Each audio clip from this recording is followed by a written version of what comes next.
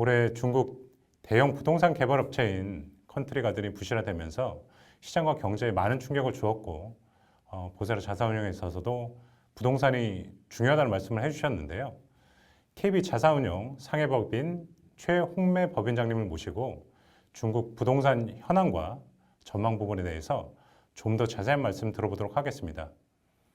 안녕하세요, 최홍매 법인장님. 현지에서 보시는 부동산 현황과 전망에 대해서 말씀 부탁드립니다. 네, 알겠습니다. 작년, 올해 중국 부동산은 부정적인 문제들이 많이 생기면서 많은 분들이 걱정하시는 것 같습니다. 그래서 최근 정책과 현지 상황을 요약해서 말씀드리려고 합니다. 우선 결론부터 말씀드리면 중국 부동산은 최악의 시기는 넘겼다고 판단합니다. 우선 정책적으로 정부가 부동산 경기 방어를 위한 시그널을 줬습니다. 가장 중요한 것이 중앙정부 스탠스인데요. 최근 완화로 전환되었습니다. 7월 정치국 회의에서 처음으로 부동산 관련해서 방주불초 키워드가 사라졌는데요. 방주불초의 뜻은 부동산은 거주하는 것이지 투기하는 것이 아니다라는 의미의 단어인데요. 이 단어는 근래 중국 부동산 정책의 핵심 내용이었습니다. 방조불초는 2016년 11월 중앙경제공작회의에서 처음 언급되면서 중국은 부동산 조정이 시작되었습니다. 2018년 시진핑 정부가 공동부유를 선언하면서 부동산 가격 통제는 명분을 얻었습니다. 그 뒤 매년 3일 개최되는 중앙정치국 회의에서 부동산 조정은 항상 주요 이슈였고 방주불초는 단골 키워드였습니다. 그림에서 보시다시피 올해 4월 정치국 회의까지 그때 시간까지만 해도 정부의 부동산 정책 스탠스는 통제였습니다. 하지만 가장 최근에 7월 정치국 회의에서 방주불초 키워드가 삭제되었습니다. 이것은 중앙정부의 부동산 정책 기조가 기존의 통제에서 완화로 전환된 시그널로 해석할 수 있을 것 같습니다. 다음 지방정부 차원의 정책들을 살펴보겠습니다. 7월 중앙정치국 회의에서 부동산 완화 기조를 확립한 이후 각 지역 지방정부는 부동산 완화 정책을 지속적으로 발표했습니다. 2023년 3분기까지 200개 도시와 현에서 400회 이상의 완화 정책을 발표를 했는데요. 그림에서 보시다시피 특히 7월 이후 정책 발표 횟수는 급증했습니다. 빈도와 강도가 상반기를 추월합니다. 이 중 가장 중요한 정책은 인방불인대 정책인데요. 쉽게 얘기하면 과거의 대출 이력과는 상관없이 현재 무주택자인 것이 확인되면 첫 주택담보대출 혜택을 받을 수 있는 정책입니다. 주택 구매 조건을 완화해 준 것입니다. 현재까지 중국의 50개가 넘는 도시와 현에서 해당 정책을 시행 중입니다. 이런 부동산 지방정부의 완화 정책들을 세분해 보면 크게 다음과 같이 요약할 수 있을 것 같습니다. 네, 테이블로 몇 가지 정리를 했는데요. 크게 요약해 보면 구매 제한 완화, 이것은 대부분 3선, 4선 도시는 구매 제한을 취소를 했고요. 일부 대형 도시는 시내 중심을 제외한 지역에서 구매 제한을 완화했습니다. 그리고 대출 제한 완화, 베이징 상하이를 제외한 지역에서 차별화된 대출 정책을 시행 중입니다. 구체적으로는 초기 납입금 비중을 인하하거나 부동산 대출 금리를 낮춰주는 정책입니다.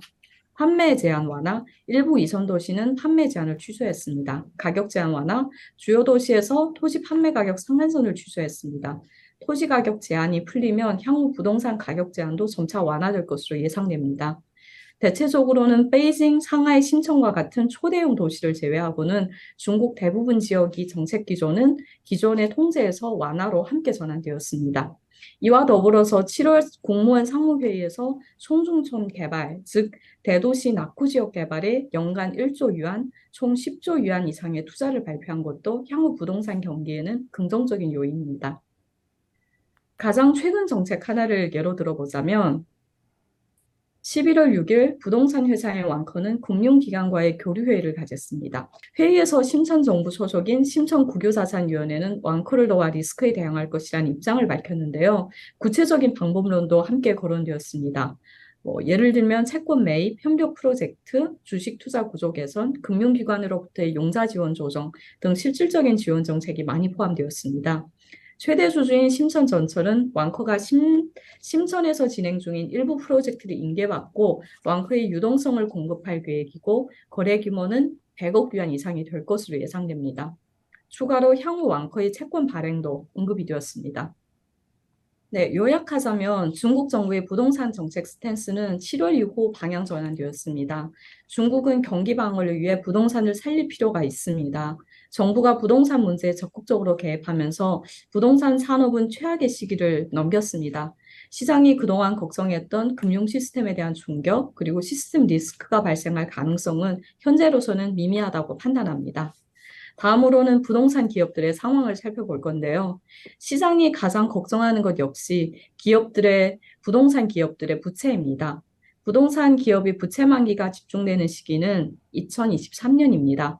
그림에서 보시다시피 부채를 국외와 해외 부채로 세분화하면 국내 부채 만기 집중 시기는 2022년과 2023년 상반기였습니다.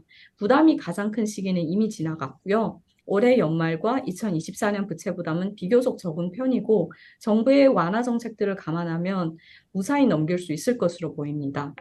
해외 부채 같은 경우도 2023년 1분기가 부채 상환 부담이 가장 크고 2023년 4분기 그리고 2024년이 부담이 상대적으로 적습니다. 해외 부채 비중이 낮은 것도 중국 부동산 기업들에게는 다행인 점입니다.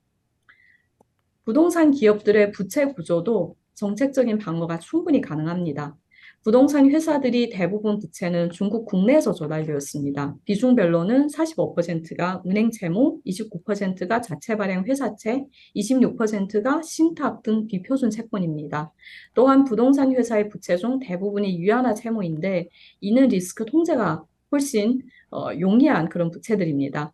최악의 경우 채무 상환 연기, 특히 은행 채무를 연기하는 것은 정부의 정책으로 충분히 실행 가능한 시나리오라고 생각합니다. 부동산 기업들의 디폴트 위기도 고점을 지났습니다. 국내와 해외 부채 디폴트 규모는 2022년 최고 수준을 찍었었고 2023년부터는 뚜렷하게 감소했습니다. 특히 올해 해외 부채 디폴트 규모는 2019년 수준까지 떨어졌는데요. 추가로 6월 이후 새로운 디폴트 이슈가 생기지 않았다는 것도 전체 부동산 산업에는 긍정적인 뉴스입니다.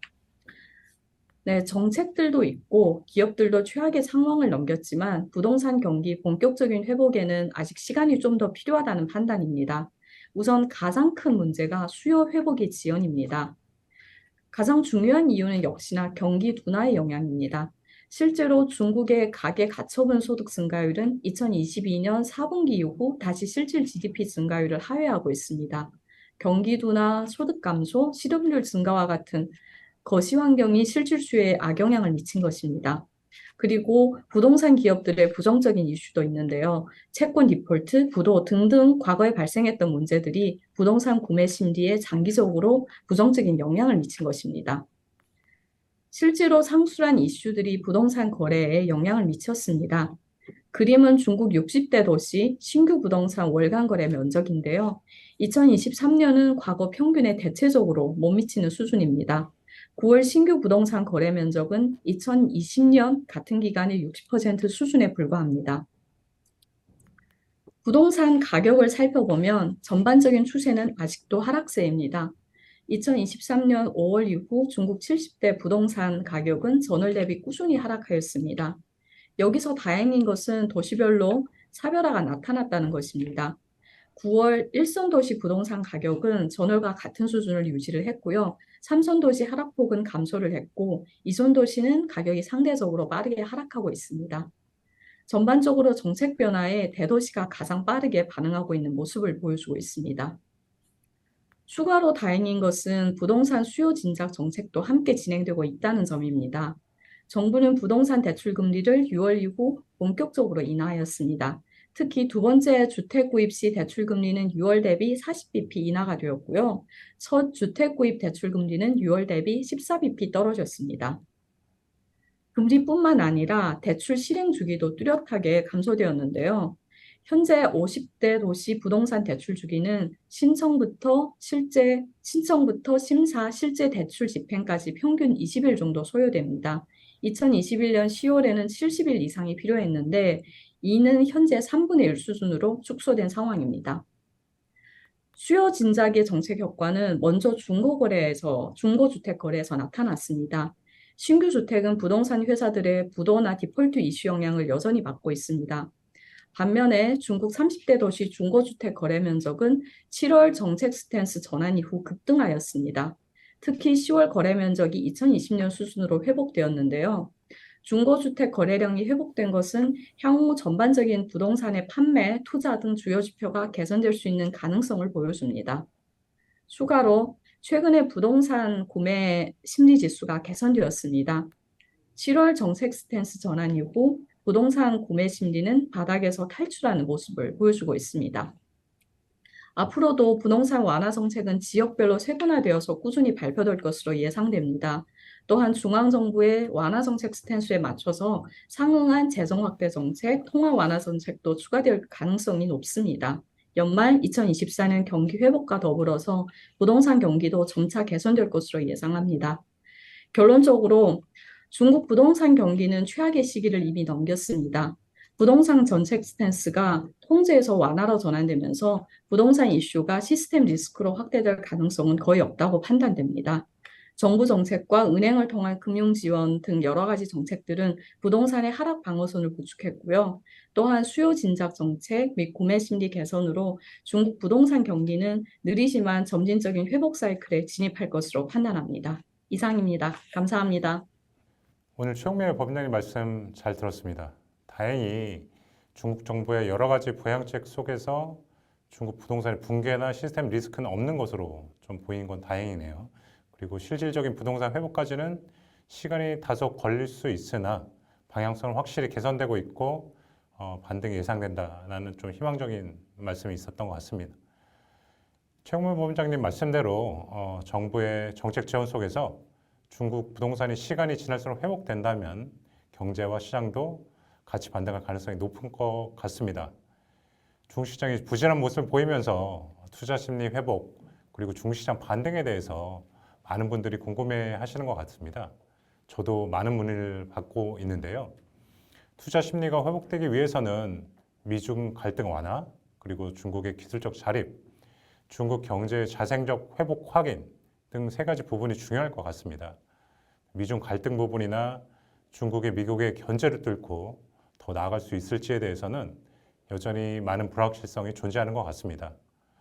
하지만 오늘 보세라 자사운용과 상해 법인의 말씀을 들어보고 오랫동안 중국 시장을 지켜본 저의 생각도 조금 보태서 말씀을 드리면 중국 내 자생적인 회복 움직임은 정부의 지원 정책과 살아나는 소비 시장을 바탕으로 바닥을 다지고 올라가는 상황으로 보입니다.